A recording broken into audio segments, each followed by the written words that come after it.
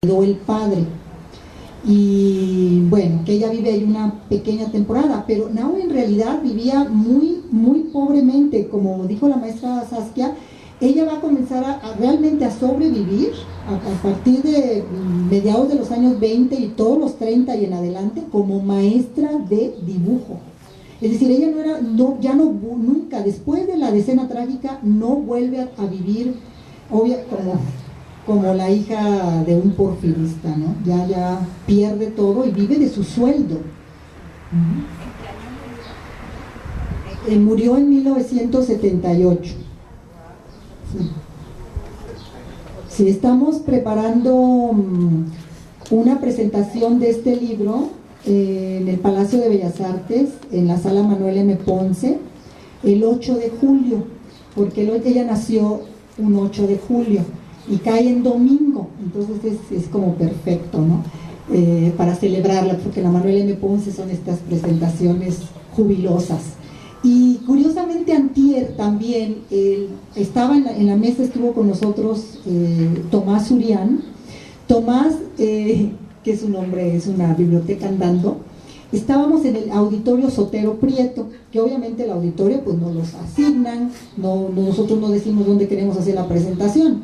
Y Tomás dijo que, porque Nahui Olin tuvo mucho interés en la ciencia, ella escribió un libro sobre energía cósmica en donde además cuestiona a Einstein, imagínense, ¿no? Y ella dice, Tomás nos dijo que Sotero Prieto fue un matemático, si no el primero, uno de los primeros, que publicó un artículo en México sobre la teoría de la relatividad de Einstein, y él dijo, seguramente Nahui Olin leyó ese artículo y escribió este libro. Y dice, y estamos aquí, Nahui Olin nos reunió hoy aquí en el auditorio Sotero Prieto, el gran matemático. Porque a ella le interesaba mucho la ciencia, es que era una mujer era polifacética, ¿no? Con muchos intereses. Creo que un poco por eso no fue muy productiva en la cuestión de las artes plásticas. No es una cantidad enorme de obra como otras pintoras de la época.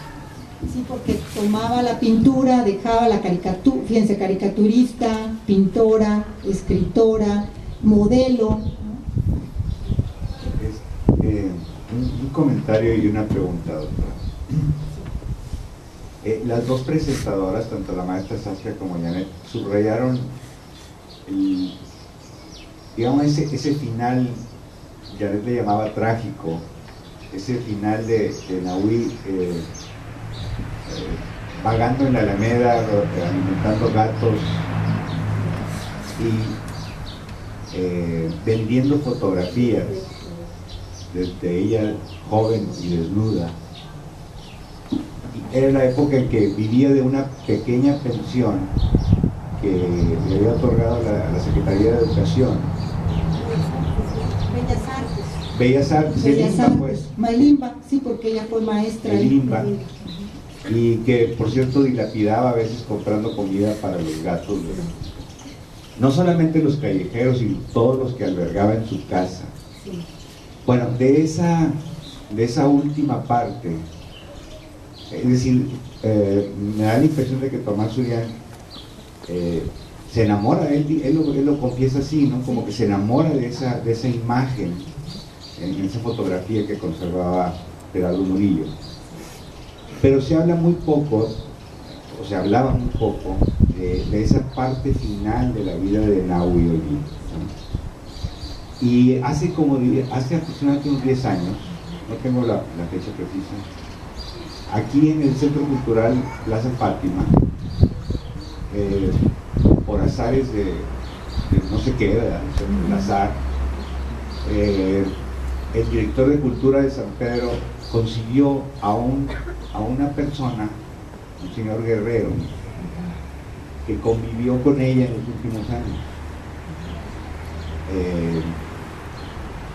Y presentaron en el Centro Cultural una serie de fotografías de Nahui, vieja, abandonada, No sé si usted, la pregunta es eso si no lo sabía. Conmovedor, Sí, la verdad, sí. de la serie esa que presentaba él, contrastándola con esta serie de fotografías de de los años Weston 20. y de las que ella le habían hecho. Creo que incursionó en Hollywood, o intentó incursionar en Hollywood. La y ahí le llamaron de tomaron- Hollywood para hacer una película, pero ella rechazó el contrato porque cuando llega a Hollywood se da cuenta que la iban a convertir en un ícono sexual como a la Marilyn Monroe, y ella era enemiga absolutamente de eso y rechaza el contrato y se regresa a México. Sin embargo, parece ser que esa serie de fotografías que le tomaron en esa incursión a Hollywood fueron las que ella vendía, entre otras, en la Alameda Vieja. En fin, la cuestión, lo que quería comentar es que este señor, además, tuve la oportunidad de platicar con él, este amigo de ella en los años finales, y decía que, bueno, además la casa de Tacubaya, que había sido una de las casas del padre, pero donde ella había pasado unos años en su infancia, olía a rayos, porque los gatos cuando se morían ella intentaba disecarlos. Sí, los disecamos. En una extraña identificación como en las en esos autorretratos como gato. Sí. En fin, la pregunta era si usted había incluido en esta compilación de poesías inéditas y demás, esa última parte, fotografías de esa última parte de su vida. Fotografías no, textos sí. Textos hay varios que tratan la parte final de su vida.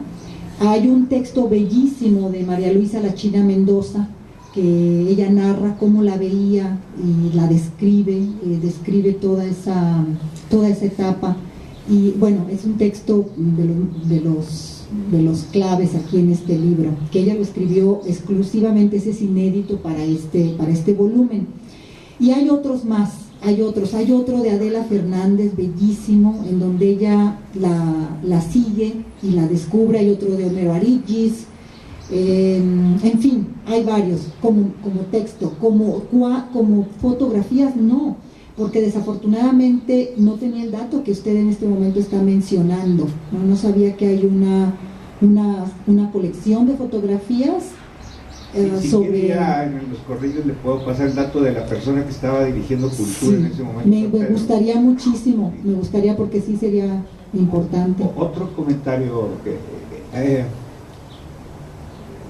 Tomás Suriano, no sé si tomó en cuenta al principio, cuando empezó a investigar la vida de Nahui, un texto semi-autobiográfico de Gerardo Murillo. Ajá. Que publicó una editorial, la editorial Botas. Sí, sí. En ese libro de Gerardo Murillo, el doctor Atl, hay un gran capítulo. Aquí está. Ese se refiere a, perdón que lo interrumpa, se refiere a gentes profanas en el convento. Exactamente. Exacto, sí. Exactamente. De aquí les vamos a leer, si quieren, para cerrar, o si hay más preguntas, una de las cartas de Nahui. Gracias al a Gerardo Murillo, al doctor Atl, se conservan estas cartas, porque estas son las cartas que Nahui le mandaba o le daba al doctor Atl. Es decir, ella le escribía, dice el doctor Atl que fueron más de 600 cartas.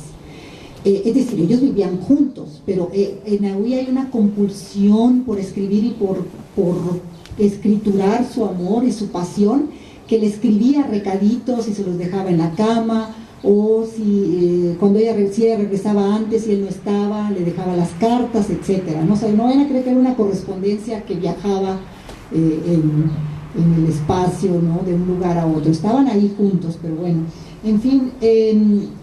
Gracias a Gerardo Murillo, él publicó esas cartas en Gentes Profanas en el Convento, en la editorial Botas, en 1950.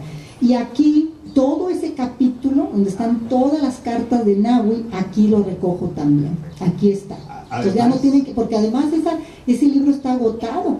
¿no? Además, en ese texto de